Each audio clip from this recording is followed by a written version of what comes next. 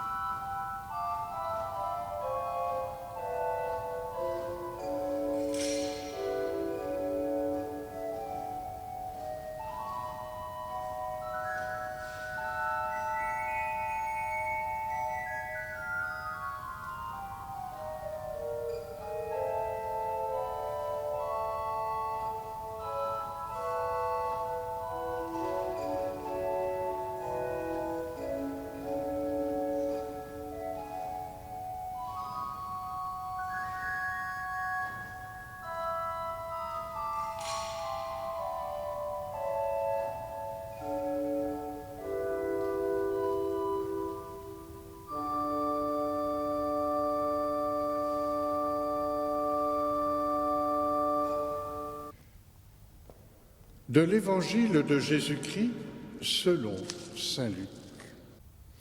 L'ange lui dit alors : « Sois sans crainte, Marie, car tu as trouvé grâce auprès de Dieu.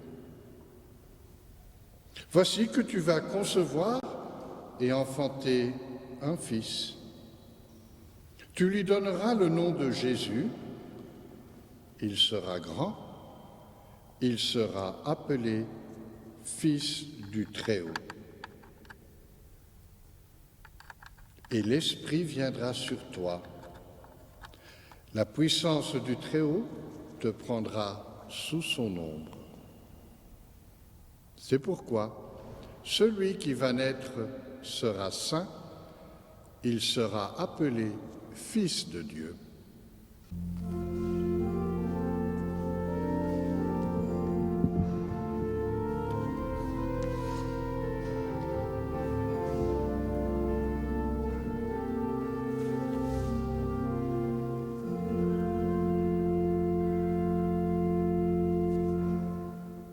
Sois sans crainte.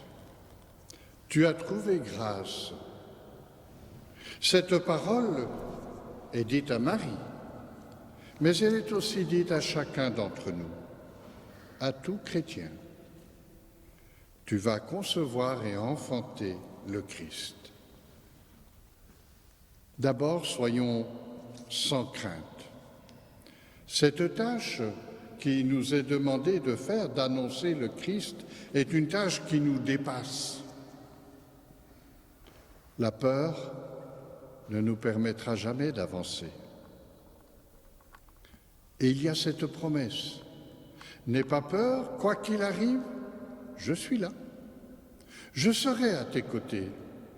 Que tu échoues, que tu réussisses, essaie. Va, vis ta vie. Cherche. Et Marie a dû chercher à savoir ce que cela voulait dire, que tout se passe pour moi selon ta volonté. Saint François d'Assise se posait aussi cette question. Mais Seigneur, que veux-tu que je fasse ? Et nous aussi, nous pouvons nous poser la question, mais Seigneur, que veux-tu que je fasse ? Comment puis-je annoncer cet amour ? Comment puis-je annoncer le Christ au monde ? Et ça pourrait nous faire peur. Jésus nous dit : n'aie pas peur.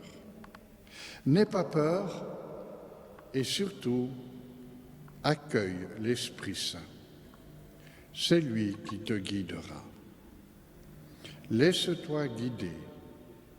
Et Marie s'est vraiment laissée guider, surprendre par l'Esprit, et quelque part, elle a renoncé à sa propre volonté, à son image de Dieu, à ce qu'elle croyait être Dieu, pour accueillir Jésus, qui l'a certainement bouleversée à travers sa façon d'être, qu'il a certainement remise en question. Et c'est petit à petit, parce qu'elle a été la maman de Jésus, qu'elle a appris à faire la volonté de Dieu. Et la volonté, c'était de laisser le Christ grandir, de le laisser faire, même si elle ne comprenait pas tout. Faire la volonté de Dieu demande d'abord d'accueillir son Esprit Saint. Elle demande aussi d'accepter humblement de ne pas la connaître, cette volonté de Dieu. C'est quelque chose qui nous dépasse.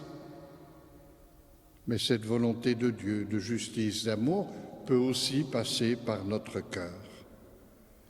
Pour autant que nos cœurs se fassent accueil. Parfois, nous, chrétiens, nous péchons par présomption, par orgueil, en nous voulant dire « voilà la volonté de Dieu, c'est cela qu'il veut pour le monde aujourd'hui » et en l'imposant. Ce n'est pas le chemin que Jésus a pris. C'est dans les relations humaines, respectueuses, d'écoute, d'accueil, de dialogue avec les autres, qu'il a permis à sa parole de grandir dans le monde. Cette phrase de Marie, « que tout se passe pour moi selon ta volonté », est cruciale, mais elle nous invite d'abord à l'humilité. Nous ne savons pas quelle est la volonté de Dieu, ça nous dépasse. Et pourtant, il nous donne son esprit pour que nous puissions être des collaborateurs, que nous puissions construire petit à petit dans les événements de notre vie, comme parents, comme prêtres, comme religieux, comme laïcs, comme jeunes, construire notre vie et qu'à travers cette vie, l'amour de Dieu puisse passer tant bien que mal. Et je vous invite à terminer cette méditation en prenant le temps du Notre Père. Notre Père qui es aux cieux, que ton nom soit sanctifié, que ton règne vienne, que ta volonté soit faite sur la terre comme au ciel.